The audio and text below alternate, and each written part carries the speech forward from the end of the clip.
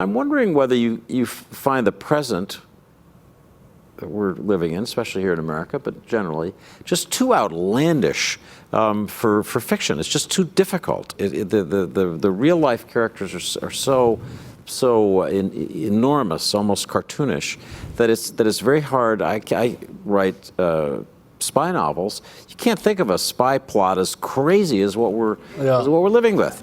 So I'm curious about whether you could be tempted to write more novels set in a contemporary time frame, or whether you just soon stick with historical themes. Well, I think you put your finger on it.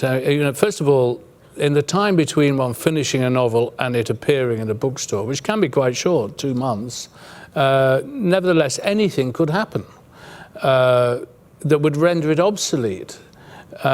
Things are moving so quickly, and they are, as you say, so outlandish, that an attempt to capture the present, it's a bit like going to Walt Disney World. The thing that's really a bit lame and passé is Epcot, the attempt to capture the future.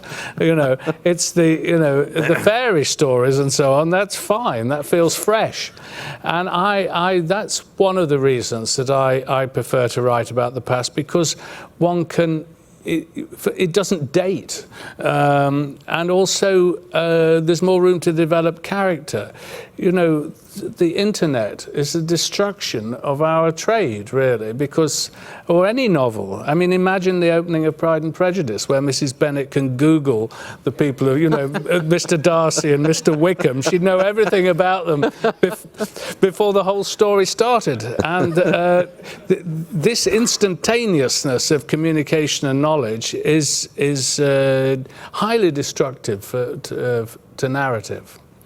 And I prefer to write novels about politics. I really enjoyed writing about the Roman Republic, because all of those characters, the Cato, the ideologue who's prepared to drive himself mad with the remorselessness of his own logic, the devious, pragmatic Cicero, the businessman turned politician, Crassus, each of these archetypes one can recognize today. And I couldn't improve upon how could one in fiction place your president. I really simply, I'm defeated by it.